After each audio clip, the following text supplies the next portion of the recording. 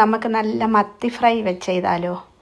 നല്ല മത്തിയാണേ, നല്ല പച്ച മത്തി, പരിഞ്ഞിലേ മൊത്തം പരിഞ്ഞിലാണേ മത്തിക്കകത്തെ, നല്ല പരിഞ്ഞില.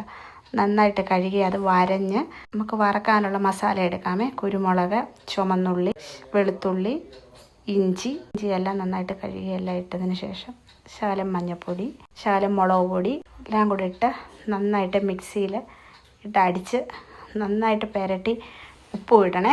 ഉപ്പ് ഇട്ടിട്ട് നന്നായിട്ട് പുരട്ടി അരമണിക്കൂറോളം നന്നായിട്ട് പുരട്ടി വെക്കണം കേട്ടോ. നന്നായിട്ട് പുരളണം, മത്തിക്കകത്ത് നന്നായിട്ട് പുരണ്ട്.